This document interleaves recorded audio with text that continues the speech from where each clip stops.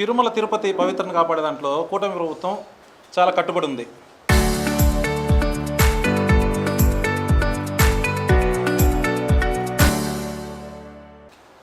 కానీ నిన్నటి రోజున ఒక ఆయన ప్రెస్ మీట్ పెట్టి మాజీ ఎమ్మెల్యే గారు భూమన కరుణాకర్ రెడ్డి భూమన కరుణాకర్ రెడ్డి ఆయన గారికి అనర్హుడు పెట్టి ఏదైనా ఒక నోటిఫికేషన్ సిమ్స్లో 303 పోస్టులకి నోటిఫికేషన్ పడితే దాని మీద ఎవరో మీ అందరికీ ఒక ఆయన వాళ్ళ బంధువులకి ఇచ్చేస్తున్నారు, వాళ్ళ తాతలకి ఇస్తున్నారు, వాళ్ళ అవ్వలకి ఇస్తున్నారు, ఏదో ఒకటి బుర్ర జల్లడం స్టార్ట్ చేశాడు. వీళ్ళకి ఏదన్నా ఒక నిరుద్యోగులకు ఉద్యోగం ఇస్తామంటే వీళ్ళకి ఒప్పదు. గడిచిన ఒక 2 నెలల ముందు చూసాం, 1 నెల ముందు డిఎస్సి పోస్టులు వదిలితే 16,000 పోస్టులు వదిలితే దాని మీద ఒక వారం రోజుల పాటు నానా యాగి చేసి పెట్టారు.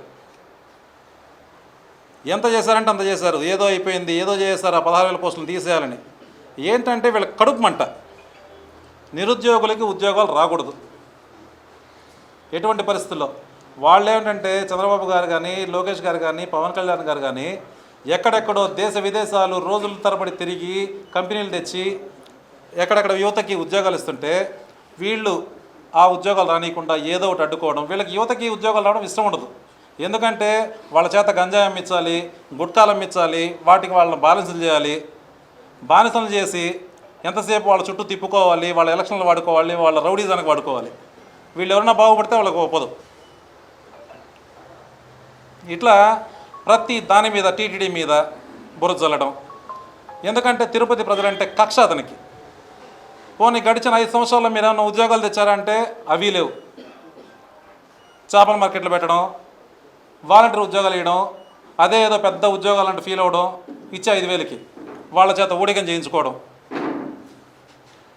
మేము ఈ డాక్టర్ పోస్టులో లేకపోతే సిమ్స్లో ఉన్న పోస్టులన్నీ భర్తీ చేయాలని, రోగులకి మెరుగైన సేవలు అందించాలని చెప్పి కొత్త పోస్టులన్నీ వదిలి యువతకి ఉద్యోగాలు ఇస్తుంటే వీళ్ళ వల్ల కాక, అది కరుణాకర్ రెడ్డి వల్ల కాక అల్లాడుతున్నాడు. ఎందుకంటే తిరుపతి ప్రజలన్నా, రాయలసీమ ప్రజలన్నా అతని కక్ష. 2 సార్లు చైర్మన్గా చేశాడు, ఒకసారి ఎమ్మెల్యేగా చేసావు. నువ్వేమన్నా ఇచ్చావా? ఒక్క పోస్ట్ అన్న టీటీడీలో ఇచ్చావా? సిమ్స్లో ఇచ్చావా? ఒక్కటి లేదే. పోనీ ఇట్లా గమ్మన ఇంట్లో కూర్చోకుండా 62,000తో ఓడించి ఇంట్లో కూర్చోబెట్టినా కదలకుండా ఉండకుండా ఉన్నాడు. మొన్న ఇప్పుడు సర్వ్ చూసాం. ఈ సర్లో మొత్తం 2,95,000 మంది ఓటర్లు ఉంటే 92,000 ఎగిరిపోయాయి. అంటే ప్రతి బూత్లో 200 నుంచి 300, 500 ఒక్కొక్క బూత్లో మొత్తం దొంగోట్లు ఎక్కించింది. మీకు తెలుసు బై ఎలక్షన్స్లో ఎన్ని ఎక్కించారనేసి. దాని మీద నోరు మెదడడంలే. పోనీ అన్ని ఎక్కించుకున్నా కూడా ఏమన్నా చేశాడా, ఏమన్నా ఉద్ధరించాడా అంటే 62,000తో ఓడిపోయాడు. అయినా కూర్చోడు, ఏదో కుంటోళ్ళు వేసినట్లు వేసి ఏదో టైంలో మాట్లాడటము, బురద చల్లడము, టీడీ మీద కూర్చోవడం. నిన్న దళారీ వ్యవస్థ గురించి మాట్లాడాడు. తిరుమల ఆయనకి ఎవరికో టికెట్లు ఇవ్వలేదు, ఆయనకి ప్రోటోకాల్ ఇవ్వలేదని. గడిచిన 5 సంవత్సరాల్లో మాకేమి ఇచ్చారు మీరు? కనీసం దర్శనం చేయించారా? ప్రోటోకాల్ వద్దు, బ్రేకులు వద్దు, కనీసం దర్శనం కూడా కల్పించలా. ఎట్లా మాట్లాడతావు నువ్వు? ఏదో పొరపాటు జరిగితే దానికి ఒక డిప్యూటీ సీఎంకి ఇవ్వలేదని చెప్పి దళారీ వ్యవస్థకి వీళ్ళకి ఇస్తానని చెప్పి దళారీ వ్యవస్థని పెంచి పోషించింది నువ్వు. కొండకు ఒక దళారీ, రెవెన్యూకి ఒక దళారీ, పోలీస్కి ఒక దళారీ, మున్సిపల్ ఆఫీస్కి ఒక దళారీ వ్యవస్థని పెంచి పోషించింది నువ్వు. వాళ్ళ ద్వారా కోట్లు సంపాదించింది నువ్వు. నువ్వు ఎన్ని మాట్లాడినా, నువ్వు ఎన్ని చేసినా మేము ఉద్యోగాలు ఇవ్వడం గ్యారంటీ.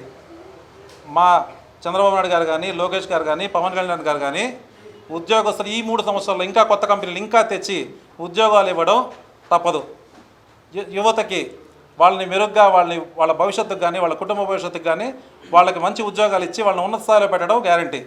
నువ్వు ఎన్ని ఏడ్చినా ఇవి జరగవు. కాబట్టి కదలకుండా ఉండడం నేర్చుకో. ఇప్పటికీ 62,000, ఈసారి ఇంకా మించినా ఆశ్చర్యపోవాల్సిన పని లేదు. దయచేసి నోరు మూసుకొని ఉంటే మంచిది, లేదంటే ప్రజలు నీకు ఇంకా బాగా బుద్ధి చెప్తారు. Thank you.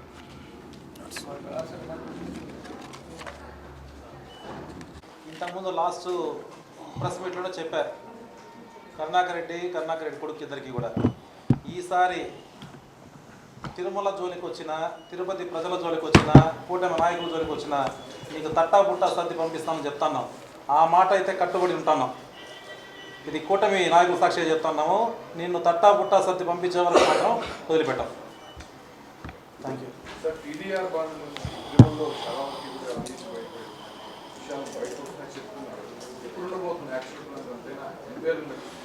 చేస్తున్నారండి, ఇంకా ఎంక్వైరీ జరుగుతుంది. త్వరలో యాక్షన్ ఉంటుంది.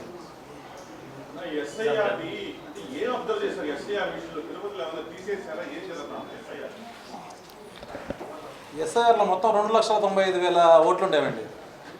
ఆ 2,95,000లో దగ్గర ఒక 50,000 నుంచి 60,000 ఓట్లు వీళ్ళు ఎక్కించున్నారు. కొన్ని షిఫ్ట్ ఉన్నాయి, కొన్ని డెత్స్ ఉన్నాయి, కొన్ని ఆబ్సెంటీస్ అవి ఎక్కడెక్కడ ఉన్నారో తెలియదు. వీళ్ళు నికరంగా అయితే ఒక 50,000 నుంచి 60,000 ఓట్లు వీళ్ళు ఎక్కించున్నారు. ఒక్కొక్క ఇంట్లో 300, 400 ఒక్కొక్క డోర్ నెంబర్లో ఉన్నాయి. అన్నిటినీ ఇప్పుడు మొత్తం ప్రక్షాళన జరుగుతుంది. అన్నిటినీ తీసేయడం జరిగింది. నికరంగా ఇప్పుడు మిగిలింది వచ్చి 2,03,000 ఓట్లు మాత్రమే. 3,000 ప్రతిసారి మనకి 3 లక్షల ఓట్లు ఉంటే 50%, 55% మనకి పోలేదు కూడా ప్రతిసారి. మీరు చూస్తాను లాస్ట్ గడిచిన ఎలక్షన్స్ అన్నీ కూడా. అంటే ఈ మొన్న కూడా 60 లోపలే కదా అయింది. అంటే ఎన్ని ఎక్కించుకున్నా, ఎన్ని చేసుకున్నా వీళ్ళని ప్రజలు నమ్మరు.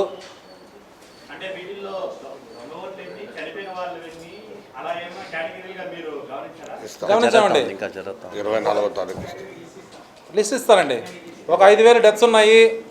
ఒక మొత్తం 38%, అది 62% మాత్రమే వజులు ఉన్నాయి. ఒక 5,000 చేంజ్ డెత్స్ ఉన్నాయి. 50,000 చేంజ్ షిఫ్ట్స్ ఉన్నాయి. ఇంకొక ఆబ్సెంటీస్ వచ్చి ఒక 30,000 దాకా ఉన్నాయి. మొత్తం 90,000 టోటల్, 92,000 టోటల్ 24వ తారీఖు ఇస్తాం.